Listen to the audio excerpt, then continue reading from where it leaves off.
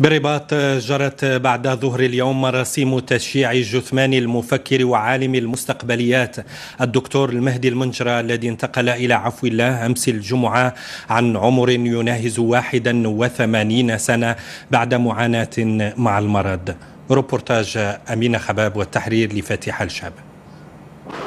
بمسجد عبد الحكيم قديرة بالرباط اتسمت صلاة الجنازة للراحل الدكتور المهدي المنجرة بحضور شخصية وازنة على رأسها رئيس الحكومة السيد عبد الإله بن كيران، قبل أن يوارى الثرى بمقبرة سيدي مسعود في جو مفعم يسوده الحزن على فقيد الفكر والمعرفة. الأفكار ديالو وكثير شيء القيم ديالو ديال الشفافية وديال المصداقية ان شاء الله تستمر وتكون مشعل باش احنا كاملين نقدروا نتبعوا في هذا الشيء.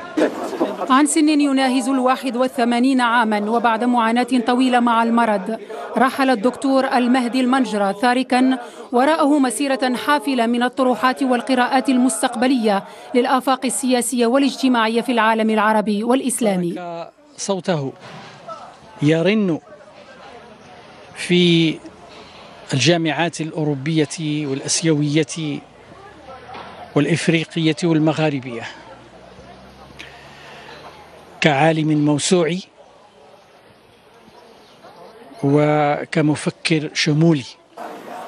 شغل الدكتور المهدي المنجرة عدة مناصب علمية رفيعة، حيث تولى مهمة مدير الإذاعة والتلفزيون سنة 1954، كما ساهم في تأسيس أول أكاديمية لعلم المستقبليات، وحاز على جوائز علمية وطنية ودولية ليكون رمزا من الرموز العلمية تنير طريق الأجيال القادمة.